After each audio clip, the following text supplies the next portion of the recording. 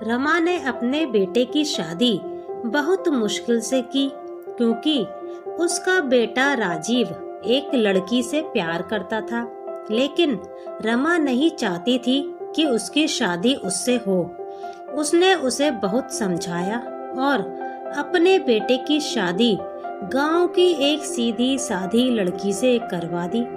लड़की का नाम सुधा था। उसे पता था कि वह लड़की उसके बेटे और उसके घर के लिए बहुत अच्छी है। सुधा शादी होकर घर में आई। लड़की घरेलू थी, बड़ों का सम्मान और घर का काम करती थी।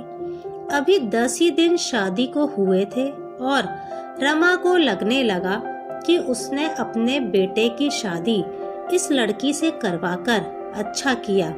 उसका बेटा राजीव भी खुशी लग रहा था। लेकिन उस रात के बाद रमा की यह सोच बदल गई। एक रात करीब 2 बजे बेटे के कमरे से चीखने की आवाज आने लगी। यह चीखें बहू की थीं।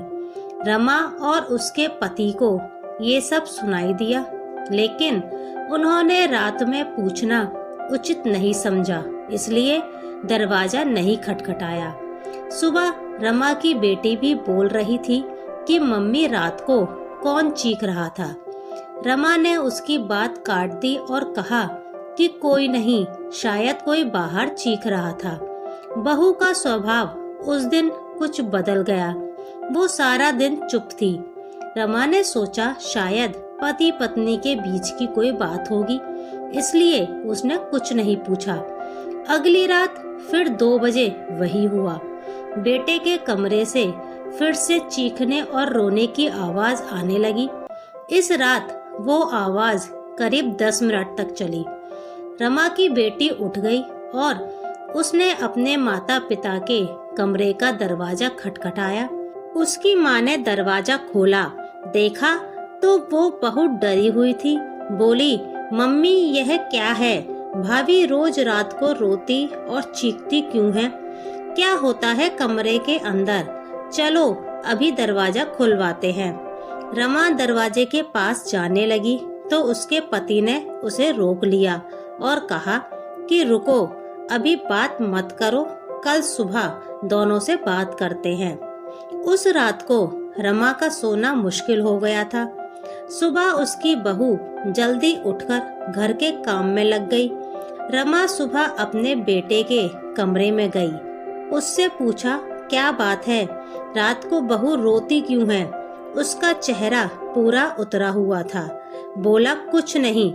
उसकी बातों से और आंखों से साफ दिखाई दे रहा था कि वो कुछ छिपा रहा है। उससे पूछा, लेकिन वो कुछ नहीं बोलकर घर से बाहर चला गया। रमा ने बहू से पूछा, वो कुछ काम कर रही थी।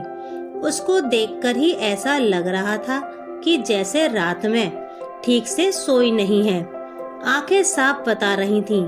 उसने उससे पूछा, क्या हुआ? तुम रात को रो क्यों रही थी? वो बोली, रो रही थी? कब? नहीं, मैं तो सो रही थी और मुझे तो कोई आवाज नहीं आई। आप क्या बात कर रही हैं? उस कमरे में ऐसा क्या हो रहा था?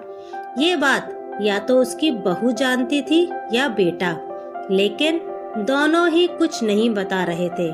पर दोनों के चेहरे से साफ पता चल रहा था कि कुछ है जो यह दोनों छिपा रहे हैं, लेकिन क्या? अब जब भी रात होती रमा को नींद ही नहीं आती, क्योंकि आधी रात को फिर वही होता।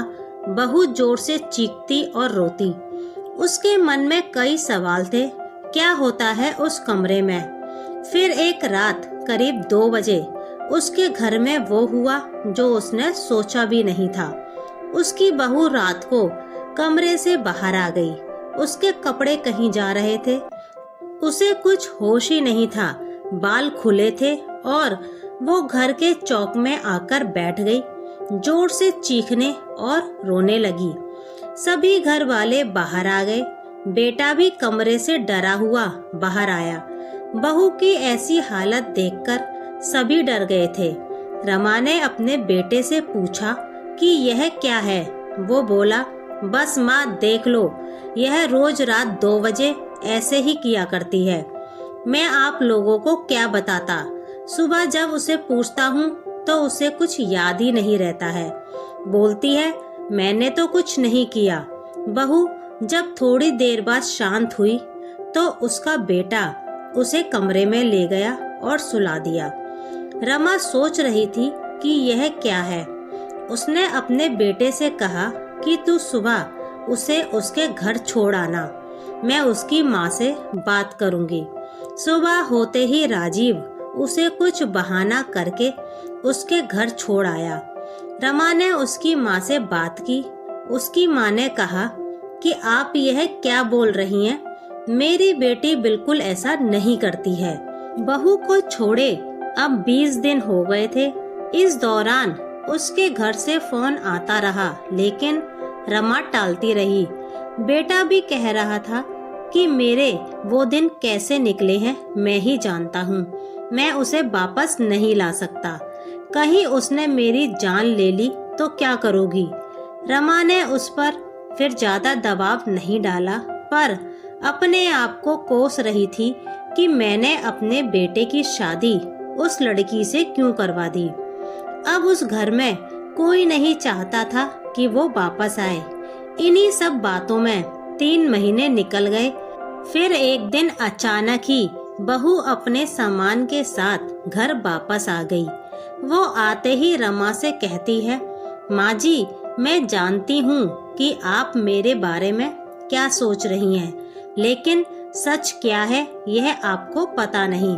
उसकी बातों से लगा कि कुछ है जो वो बताना चाहती है। राजीव घर आया और उसे देखकर गुस्सा हो गया और कहा, यह यहाँ वापस आ गई, मैं अब यहाँ इस घर में नहीं रह सकता, मैं जा रहा हूँ। बहू ने उसी समय कहा, क्यों? सच सामने आ जाएगा इसलिए डर रहे हैं? बताइए सबको सच क्या है? मैं उस तरह से क्यों किया करती थी? बेटा बोला कि क्या सच? सच यह है कि तुम पागल हो और रोज रात उस तरह की हरकत करती थी। बहू बोली कि माँ जी आज अगर सबसे ज्यादा दुखी और परेशान कोई है तो वो और कोई नहीं मैं हूँ। मैंने अपने पति की बात मानी, उन पर विश्वास किया। रमा ने कहा, तुम क्या कहना चाहती हो? फिर बहू ने जो बताया उसे सुनकर रमा के पैरों तले जमीन खिसक गई। वो बोली कि आपके बेटे ने मुझे पहली रात से यह नाटक करने को कहा था, लेकिन मैंने नहीं माना। तो वो कहने लगे कि हम दोनों अलग बड़े शहर में जाकर रहेंगे, क्योंकि ऐसे मेरे घर वाले मुझे नहीं छोड़ेंगे।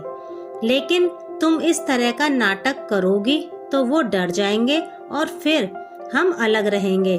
पहले मैंने बोला कि यहाँ सबके साथ रहना अच्छा है, लेकिन जब इन्होंने मुझसे बात नहीं की तो मुझे इनकी बात माननी पड़ी। और फिर मैंने जब वो सब नाटक किया तो इन्होंने मुझे घर छोड़ दिया।